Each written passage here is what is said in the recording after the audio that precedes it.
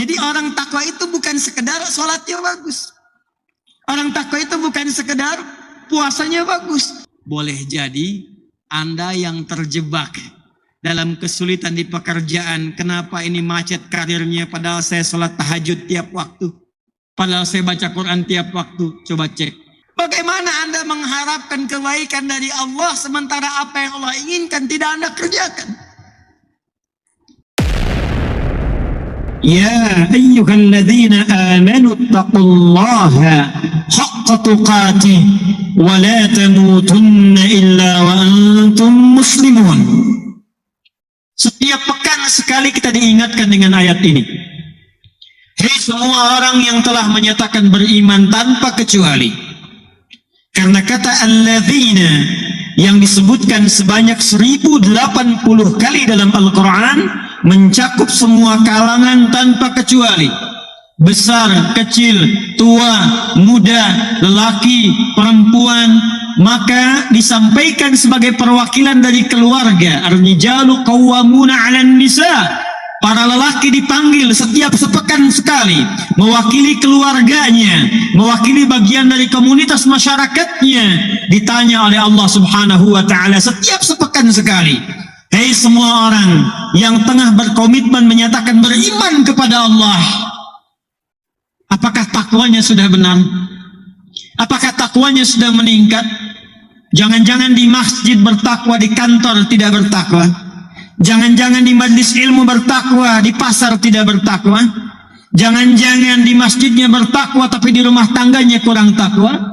Maka kata Allah, kalau Anda ingin bertakwa, takwa yang serius, takwa yang maksimal, takwa di setiap kesempatan, dan jaga bahwa itu pastikan jangan sampai pulang kepada Allah kecuali menjadi muslim yang tunduk, patuh, dan penuh dengan bekal takwa. Hadirin, pertanyaannya, apa yang penting dari takwa itu? Apa kaitan takwa dengan kehidupan kita di dunia ini? Apa kaitan takwa dengan kebahagiaan kita di akhirat nanti? Maka hadirin, kalimat takwa disebutkan di dalam Al-Quran dengan seluruh derivasinya setidaknya sebanyak 240 kali. Dari semua penyebutan 240 itu, di antaranya Allah tempatkan kata-kata takwa yang terkait dengan harapan semua manusia.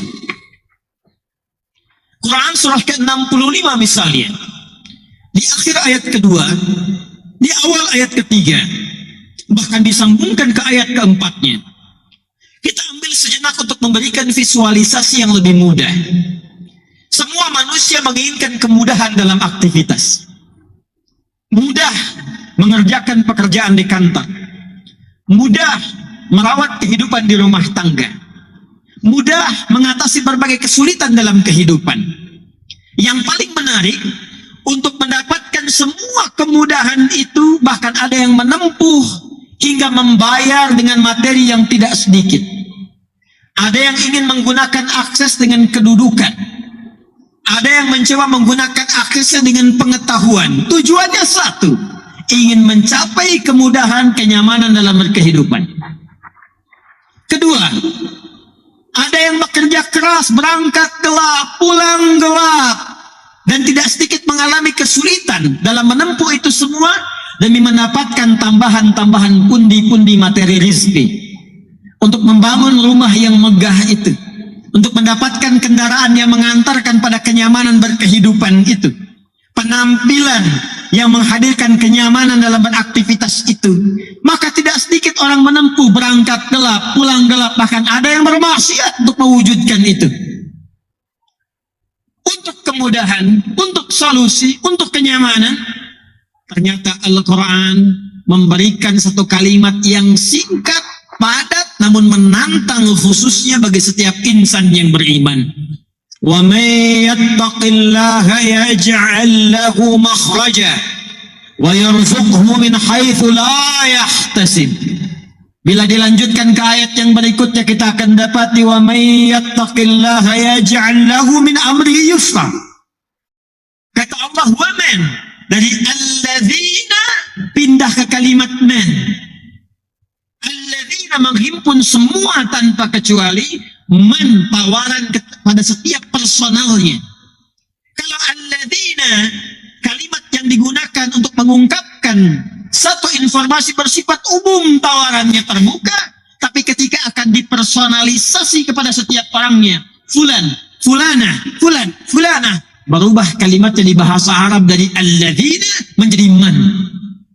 Seakan-akan Allah ingin mengatakan, hei, semua yang telah mengatakan dirinya beriman, semua yang mengatakan saya yakin dengan Allah, dari setiap kalian itu, setiap kalian, siapapun di antara kalian, kata Allah, yang ingin mendapatkan kenyamanan dalam kehidupan, yang ingin mudah mengentaskan kesulitan, yang ingin dimudahkan rezekinya bahkan dari sisi yang tidak terduga, yang ingin dimudahkan semua urusannya, kalimatnya satu dalam Al-Quran, wa may yattaqillah. Allah menantang, mengajak setiap person kita, siapa yang mampu meningkatkan kepada takwanya kepada Allah, maka aku akan mudahkan semua harapan-harapan tadi yang diinginkan. Jadi ternyata kunci kebahagiaan itu di Quran bukan uang. Kunci ketenangan, kesuksesan itu bukan harta benda, bukan jabatan, bukan kedudukan. Bahkan tidak sedikit orang yang telah mendapatkan kedudukan, bahkan tinggi kedudukannya, masih ingin menambah karena belum merasakan ketenangan dan kenyamanan. Bukankah Anda perhatikan orang-orang yang terlibat, terjebak dalam korupsi itu, perbuatan-perbuatan mungkar itu, bukankah kalau diperhatikan hartanya sudah melimpah, kedudukannya kadang-kadang sudah tinggi? Apa yang menyebabkan mereka bersikap demikian? Karena ada satu bagian dalam kehidupan yang belum dirasakan kenikmatannya. Kata Allah, kunci untuk meraihnya adalah takwa. Anda yang ingin mendapatkan tambahan pengetahuan yang sekarang tengah belajar, pelajarkah, mahasiswakah, ternyata kuncinya bukan sekedar bakat kepintaran. Quran surah kedua Al-Baqarah di akhir ayat 282, wattaqullaha wa yu'allimukumullah. Kamu tingkatkan takwamu kepada Allah, kata Allah, aku tambahkan dan ajarkan kepadamu tambahan pengetahuan. Kunci kebahagiaan ternyata bukan harta, bukan kedudukan. Quran surah kedua Al-Baqarah di akhir ayat 189, wattaqullaha la'allakum tuflihun. Tingkatkan takwamu kepada Allah, kata Allah, aku tanamkan kebahagiaan di setiap etape kehidupanmu. Rumah tangga bahagia, pekerjaan bahagia, kehidupan sosial bahagia. Hadirin, bukankah yang punya harta adalah Allah? Bukankah yang punya ilmu adalah Allah? Bukankah yang punya kebahagiaan adalah Allah? Tapi menariknya, kita tahu, kita menyadari yang punya ilmu Allah, yang punya harta Allah, yang punya kebahagiaan Allah. Tapi kita yang mengatakan itu semua adalah milik Allah, jauh dari Allah. Bagaimana semua itu bisa diraih? Bukankah hukum mengatakan orang yang dekat dengan seseorang yang punya kapasitas akan punya akses mendapatkan kemudahan dari kapasitas yang dia miliki. Orang yang dekat dengan pejabat dibuka akses dari jabatannya. Orang yang punya kedekatan dengan orang yang punya harta dibuka kelapangan untuk mendapatkan bagian dari hartanya. Seseorang yang dekat dengan Allah, apa yang sulit bagi Allah untuk melimpahkan kepada hambanya. Jadi problemnya, kalau ada orang sukses di pekerjaan, kurang bahagia di rumah tangga, mungkin mohon maaf, bukan karena kurang doanya, bukan karena kurang hartanya, boleh jadi yang kurang takwanya. Kalau ada orang yang merasakan kurang mendapatkan kedudukan, bukan kurang tingginya, bukan kurang hebatnya, mungkin yang kurang takwanya.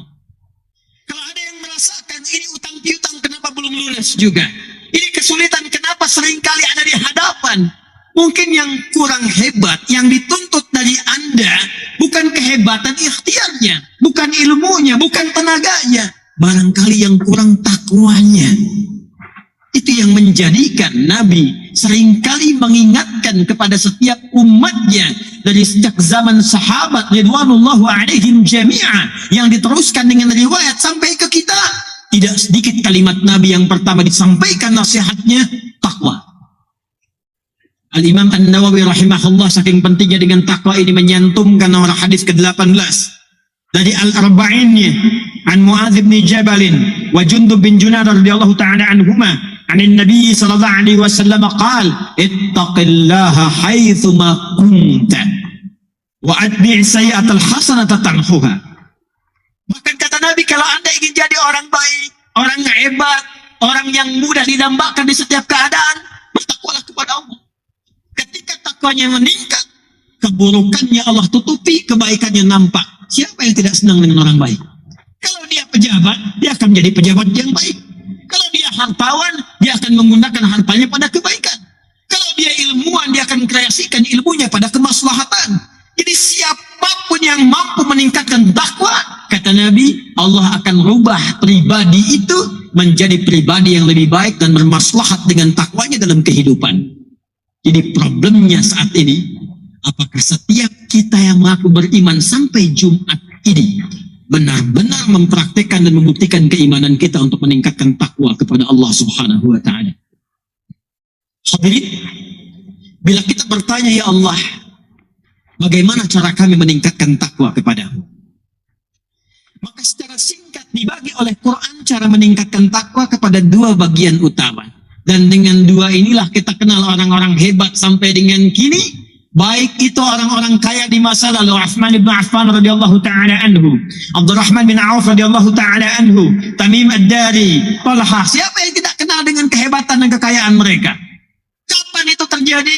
Ketika mereka mampu meningkatkan takwa kepada Allah Subhanahu wa taala. Siapa yang tidak kenal dengan Umar bin Khattab radhiyallahu taala anhu? Siapa yang tidak tahu dengan Khalid bin Walid? Siapa yang tidak kenal dengan kehebatan mereka, kejeniusan mereka? Kapan itu terjadi sampai bisa terbawa ke Afrika Utara? Sampai terbawa, sampai mendirikan generasi selanjutnya peradaban di Andalusia. Kapan terjadi? Ketika mereka mampu meningkatkan takwa dan berubah dari jahiliyah menjadi khairu ummah. Siapa yang tidak kenal dengan Al-Imam Al-Ghazali, Al-Kindi, Al-Farabi, Al-Khawarizmi, Al-Battali? Siapa mereka semua? Bagaimana saking hebatnya? Seorang Ibn Rushdi, siapa yang tidak kenal? Averroes, ahli pemikir, dokter bedah, tapi dalam saat yang bersamaan bisa mengarang kitab Bidayatul Mujtahid yang sekarang dipelajari di hampir setiap kampus di muka bumi.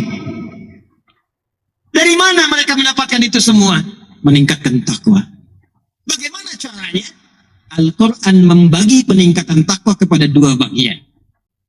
Yang pertama, ada yang disebut dengan dimensi Rabbani yang terkait hubungan kita dengan Allah Subhanahu wa Ta'ala.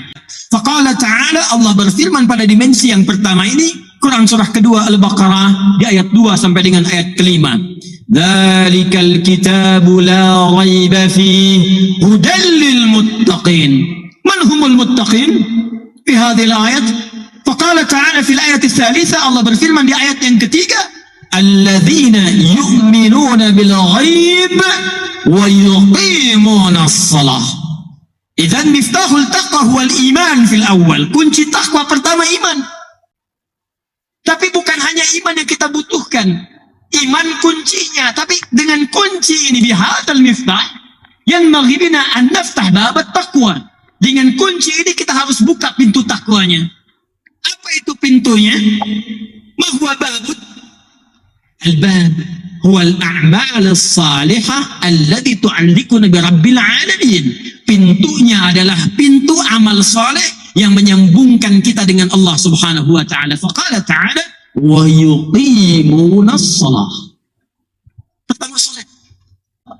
Fajar, zuhur, asar, maghrib, isya. Kalau disebutkan salawat, hafidhu 'ala salawat, jadi maknanya salat 5 waktu.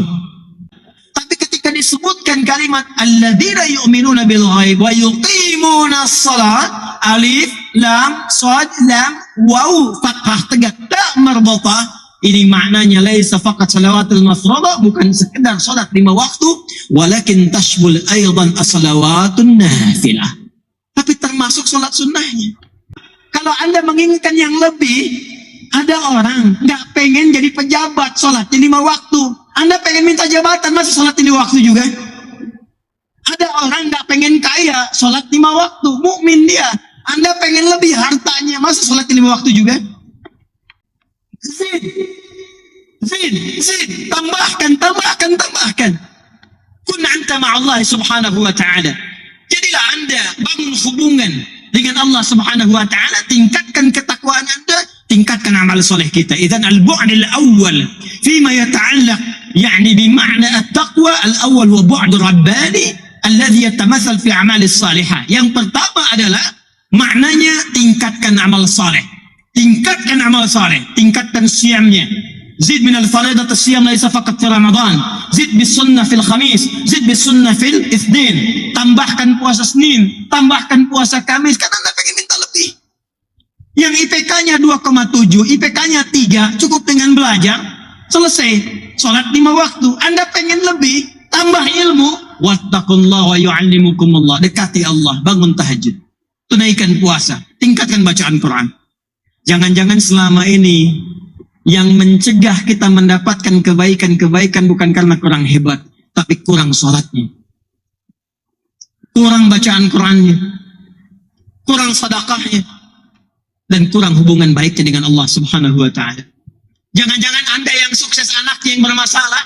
Mungkin Andanya yang rajin sholat, tapi lihat anaknya, perhatikan di mana dia sekolah. Anda menginginkan dia dekat dengan Allah, disekolahkan di tempat yang tidak mengenal Allah. Bukankah Anda sekarang datang perwakilan dari keluarga? Tega Anda meninggalkan, Anda dilahirkan ibu Anda, ayah Anda merawat Anda, datang sebagai anak, Anda rajin ke pengajian, sholatnya bagus, tapi ibu yang melahirkan, ayah yang merawat Anda jauh dari Allah. Apakah tega Anda melihat situasi seperti itu? Maka ketika kita dipanggil datang ke Jumat dengan kalimat ya ayyuhalladzina amanu, hai semua orang yang beriman, artinya kita datang bukan hanya sebagai pribadi, tapi datang mewakili semua anggota keluarga kita. Pulang, ingatkan, saling mengingatkan, saling tingkatkan takwa. Boleh jadi dengan wasilah takwa itu yang diinginkan oleh Allah, menjadikan kehidupan kita lebih berbahagia. Yang terakhir hadirin sekalian, wa akhiran, kita mendapati ada orang, yang hubungannya dengan Allah bagus, sholat bagus, puasa bagus, zakat bagus, cuman sayang di sisi yang lain hubungan dengan makhluk kurang baik, senang berselisih, senang menghujat, senang bikin hoax, senang mencemarkan segala rupa dalam kehidupan. Maka apa konsekuensinya? Konsekuensinya disampaikan dalam Al-Quran. Boleh jadi kurang baiknya hubungan yang dibangun dengan sesama itu yang menghambat Anda mendapatkan rezeki lebih dari Allah. Itu yang menjadikan Anda sulit membangun relasi dengan orang lain. Itu yang menjadikan Anda seakan hidup sendirian. Padahal ketika Allah berfirman menyampaikan kalimat takwa, maka selain dimensi Rabbani, ada dimensi Ihsani, ada dimensi ijtimai, dimensi sosial. Allah berfirman di Quran surah ketiga Ali Imran di ayat 133. A'udzu billahi minasyaitonir rajim. Wasari'u ila maghfiratin min rabbikum wa jannatin 'arduha as-samawati wal ardu u'iddat lil muttaqin. Man humul muttaqun fi hadhihi al-ayat wa laysa al-muttaqun fi mithl al-Baqarah fi ayat ats-tsaniyah wath-tsalitsa war-rabi'ah. Allah berfirman, alladzina yunfiquna fis sarra'i wad-dharra والكاظمين الغيظ والعافين عن الناس والله يحب المحسنين. Jadi orang takwa itu bukan sekedar sholatnya bagus, orang takwa itu bukan sekedar puasanya bagus, tapi saat yang bersamaan dia punya hubungan baik dengan sesama, menahan amarah, menyambung silaturahim, berbuat baik dengan banyak orang. Boleh jadi Anda yang terjebak dalam kesulitan di pekerjaan. Kenapa ini macet karirnya, padahal saya sholat tahajud tiap waktu, padahal saya baca Quran tiap waktu. Coba cek, mungkin hubungan dengan ibu Anda ada yang belum selesai. Mungkin ada satu kesan di ayah Anda yang belum tuntas. Mungkin saat Anda Jumatan, istri Anda bahkan belum ridho dengan perilaku Anda. Bagaimana Anda mengharapkan kebaikan dari Allah sementara apa yang Allah inginkan tidak Anda kerjakan? Karena itulah Nabi mengingatkan ketika satu kali menutup khutbah yang singkat ini, fi marahim Muslim an Abi Hurairah radhiyallahu taala anhu an Rasulullah sallallahu alaihi wasallam fasala Rasulullah sallallahu alaihi wasallam as-sahabata hina dzalika faqala atadruna al-muflis. Kata Nabi, tahukah kalian orang yang bangkrut itu? Qalu al-muflisu fina ya Rasulullah ma la dirham lahu wa la mata'. Mereka mengatakan, ya Rasulullah, orang bangkrut itu menurut kami orang yang tidak punya uang sesen pun, tidak ada aset sedikit pun. Logis. ma'qul min haitsu al-iqtisad. Masuk akal dari segi ekonomi. Walakin alladhi ya'nihi Rasulullah sallallahu alaihi wasallam laysa hadha, faqala Rasulullah sallallahu alaihi wasallam. Tapi ini bukan yang dimaksudkan Nabi. Kata Nabi, al-muflisu min ummati. Intabihu. An-Nabi lam yaqul al-muflisu min ummati Isa. Atau al-muflis min ummati Musa. Nabi tidak mengatakan orang bangkrut dari umatnya Isa, Musa, bukan. Al-muflisu min ummati. Hunaka man yadda'i annahu ummat Rasulullah sallallahu alaihi wasallam lakinnahu muflis yaumil qiyamah. Ada yang mengaku umatnya Rasulullah tapi bangkrut di hari kiamat. Man haula? Faqala Rasulullah sallallahu alaihi wasallam, al-muflisu min ummati ya'ti yaumal qiyamati bi salatin wa siyamin wa zakatin, atau kama qala Rasulullah sallallahu alaihi wasallam. Ada yang mengaku umatku datang di hari kiamat senang, salatnya banyak, zakatnya dikeluarkan, puasanya rajin. Walakin ya'ti qad syatama hadha wa qadhafa hadha wa akala mala hadha wa daraba hadha wa safaka dama hadha. Tapi ternyata hubungan sosialnya tidak bagus. Dia salat tapi senang mencela orang lain. Dia ikut ta'lim tapi senang berselisih dengan orang lain. Dia haji betul tapi dia korupsi juga. Bahkan kata Nabi, di akhir masa nanti ada yang menumpahkan darah menyebutkan kalimat-kalimat Islam di dalamnya. Takbir Allahu Akbar, tembak orang. Takbir Allahu Akbar, bom orang, menumpahkan darah. Bukan dalam konteks keislaman yang dibenarkan. Maka apa yang terjadi? Idza kana hunalika insan musallin wa yashtum al-akhir. Wal insan yunfiq walakin ma'a al-ba'd yaqdhif al-akhir. Wa madha ya'ti yawm al-qiyamati? Faqala Rasulullah sallallahu alaihi wasallam, tu'khadhu min hasanati hadha wa tu'khadhu min hasanati. Diambil setiap kebaikan-kebaikan yang baik itu diberikan kepada orang yang zalimi tadi. Ada orang salat Jumatan keluar dari Jumat, naudzubillah, mencela orang lain, maka pahala Jumatnya diberikan kepada yang dicela itu. Fa in faniyat hasanatu, kalau habis kebaikannya, maka diambil keburukan orang yang zalim itu ditimpakan kepada orang ini, fatulhatin nar, maka dilemparkan dia ke dalam neraka. Fattaqullaha subhanahu wa ta'ala, maka bertakwalah kepada Allah subhanahu wa ta'ala. Kita ingat-ingat setiap pekan pesan Nabi ini. تذكروا تذكروا تذكروا تذكروا تذكروا بوصية النبي صلى الله عليه وسلم ألا وهي وصية التقوى اتقوا الله حق تقاته لنجاحكم في الدنيا ولمصلحتكم في الآخرة. فقال تعالى أولئك كلمة، انتبهوا لهذه الكلمة، أولئك يعني لكم جميعا امتثلوا أوامر الله جل وعلا بإيمانكم بالصلوات والإنفاق والقرآن والصيام واليقين على اليوم الآخرة والتعامل الجيد التعامل الإيجابي المسلم مع الجماعة مع الناس أجمعين. فقال تعالى أولئك على هدى من ربهم وأولئك هم المفلحون. Maka orang-orang itulah yang dijamin oleh Allah subhanahu wa ta'ala, yang akan dipandu oleh Allah, dibimbing oleh Allah, dan bahagia dunia akhiratnya. Semoga Allah subhanahu wa ta'ala menjadikan kita insan bertakwa, meningkat ibadahnya kepada Allah, dan membangun hubungan baik dengan sesama, bahkan sekalipun non-muslimi yang hadir di sekitaran kita. Hadirin, kesimpulan khutbah yang singkat ini, kalau kita ingin mendapatkan kebahagiaan yang sejati, kesuksesan yang hakiki, maka kuncinya satu, kata Allah, tingkatkan takwa kepada Allah.